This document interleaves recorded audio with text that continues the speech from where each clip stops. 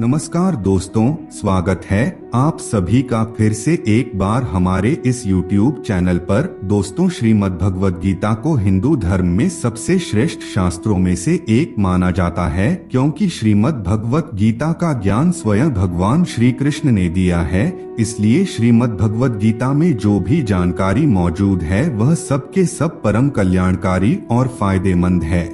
मनुष्य को श्रीमद् भगवद गीता के माध्यम से ही अपने आप के बारे में जानकारी मिलती है, यानी कि वह कौन है और इस दुख के जंजाल में क्यों फंसा है, इस दुख के जंजाल से वह कैसे निकल सकता है। इन सभी प्रश्नों का उत्तर बड़ी आसानी के साथ श्रीमद् भगवद गीता में मिल जाता है। इसके अलावा दोस्तों, श्रीमद् भगवद गीता में अपने जीवन को बेहतर बनाने के लिए भी कई प्रकार के थॉट्स हैं, जिनको अगर कोई भी व्यक्ति अपने जीवन में अपनाता है तो निश्चित रूप से उसका जीवन बदल जाता है। आपको बता दें, श्रीमद् भगवद गीता में बताया गया है कि किस प्रकार मनुष्य अपनी सभी प्रकार की परेशानी को चुटकी में हल कर सकता है। इसके लिए बस सही समय और सही फैसला लेने की जरूरत होती है। भगवान श्री कृष्ण कहते हैं, हर व्यक्ति को अपने लक्ष्य तक पहुंचने के लिए जानवरों से कुछ सीख अवश्य लेनी चाहिए। दोस्तों, आज के इस वीडियो में हम बात करने वाले हैं, मेहनत करने वाले सिर्फ गुलाम बनते हैं। ऐसा क्या करना चाहिए कि राजा के समान जीवन हो जाए? इसका उत्तर भगवान श्री कृष्ण ने बड़ी स्पष्टता के साथ दिया है। आज के इस वीडियो में हम आपको उसी को बताएंगे। तो चलिए फिर बिना समय व्यर्थ की शुरुआत करते हैं। लेकिन उससे पहले आप सभी दर्शकों से एक छोटा सा निवेदन करना चाहेंगे। अगर आप चैनल पर पहली बार आए हैं तो सब्सक्राइब अवश्य कर लीजिए, जिससे आपको समय समय पर इसी प्रकार सनातन धर्म से संबंधित जानकारी प्राप्त होती रहे।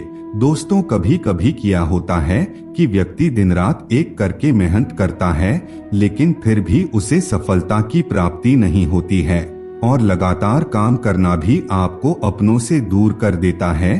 कुल मिलाकर के आप ना तो सफलता प्राप्त कर पाते हैं और न ही अपनों का साथ पाते हैं।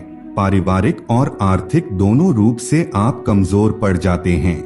ऐसे में श्रीमद् भगवद गीता में बड़ी स्पष्टता के साथ बताया गया है कि किस प्रकार से जीवन में कम मेहनत में ही सफलता हासिल की जा सकती है। भगवान श्री कृष्ण न कहते हैं, विद्या या फिर ज्ञान किसी मनुष्य की सबसे बड़ी उपलब्धि मानी जाती है और ज्ञान कहीं से भी ग्रहण किया जा सकता है। भगवान श्री कृष्ण कहते हैं, हमेशा ही मनुष्य को गधे, बाज, शेर और सांप से सीख लेकर के आगे बढ़ने का प्रयास करना चाहिए। अगर आप इन जानवरों के गुण को अपना लेते हैं तो निश्चित रूप से आपको राजा बनने से कोई नहीं रोक सकता। भगवान श्री कृष्ण कहते हैं, गधा पूरी जिंदगी काम करता है बिना सोचे समझे कि वह क्या कर रहा है। ऐसे में उसे ना तो उसे इज्जत मिलती है और ना ही उसकी कोई प्रशंसा करता है, क्योंकि गधा अपनी पूरी जिंदगी गधे जैसा ही गुजार देता है। यानी कि पूरी जिंदगी गधा गुलाम की तरह मेहनत करता है और गुलाम की तरह ही खत्म हो जाता है। गधा ये सिखाता है कि बिना लक्ष्य के ना तो आपके अंदर की प्रतिभा को निखरने का मौका मिलेगा और ना ही आप कुछ सीख सकेंगे। आपको जिंदगी भर दूसरों को गुलामी ही करनी पड़ेगी। इसके साथ ही भगवान श्री कृष्ण कहते हैं, जंगल में कई प्रकार के जानवर होते हैं जो अपने पेट को पालने के लिए मेहनत करते हैं, शिकार करते हैं, लेकिन वह कभी कभी सफल होते हैं तो वहीं कभी कभी असफल। लेकिन एक ऐसा जानवर है जो कभी भी असफल नहीं होता और वह है बाज। जी हाँ, बाज अपने लक्ष्य को साधने के लिए घंटों मेहनत करता है और आखिर में जब वो उस लक्ष्य की तरफ बढ़ता है तो उसे पाकर ही दम लेता है।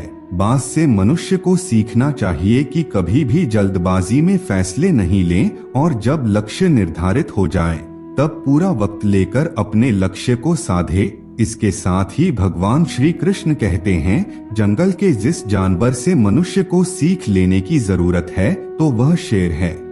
जगन का राजा शेर भी अपने लक्ष्य को लेकर बिल्कुल आश्वस्त होने पर ही शिकार करता है। खास बात यह है कि लक्ष्य कितना ही छोटा क्यों ना हो, शेर का शिकार उतनी ही तन्मयता के साथ होगा जितना कि किसी बड़े जानवर के शिकार के लिए होता है। मतलब लक्ष्य छोटा बड़ा नहीं होता, बल्कि उसको पाने के लिए की गई कोशिश बड़ी या छोटी होती है। उदाहरण के लिए, एक बार एप्पल कंपनी ने एक फोन बनाया, लेकिन स्टीव जॉब ने अपनी टीम से इस फोन को थोड़ा और स्लिम करने के लिए कहा, जिस पर टीम ने इसे नामुमकिन बताया और इनकार कर दिया। तभी स्टीव जॉब ने फोन को पानी में डाल दिया और कहा कि देखो, फोन से बुलबुले निकल रहे हैं, जिसका मतलब है कि फोन में हवा के लिए स्पेस रह गया है। इसे हटाकर फोन को और स्लिम किया जा सकता है। कहानी का मतलब ये कि लक्ष्य प्राप्त करने में कभी आलस्य नहीं करना और पूरी तन्मयता के साथ लक्ष्य की तरफ बढ़ने पर ही कामयाबी मिलती है। इसके अलावा भगवान श्री कृष्ण कहते हैं, अपनी कमजोरी को अपने लक्ष्य के आगे कभी भी आने नहीं देना चाहिए। सांप के पैर नहीं होते, फिर भी सांप की आक्रामकता और सतर्कता का किसी से तुलना नहीं की जा सकती। सांप ने अपनी ताकत पर भरोसा किया और कमजोरी खुद ब खुद छिप गई। सांप रेंगते रेंगते शिकार करता है और सफल होता है। सांप योद्धा की तरह जीना सिखाता है। अपने लक्ष्य को पाने के लिए पागलपन होना जरूरी है। सफलता का जुनून ही है जो आपको राजा बनाएगा। तो दोस्तों, अगर आप भगवान श्री कृष्ण के द्वारा बताए गए इन जानवरों के गुणों को अपना लेते हैं तो निश्चित रूप से आपको जीवन में सफलता हासिल करने से कोई नहीं रोक सकता। तो दोस्तों, आज के लिए बस इतना ही। हमें उम्मीद है जानकारी आपको पसंद आई होगी। फिर मिलते हैं एक नए और ताजा एपिसोड में। तब तक के लिए नमस्कार।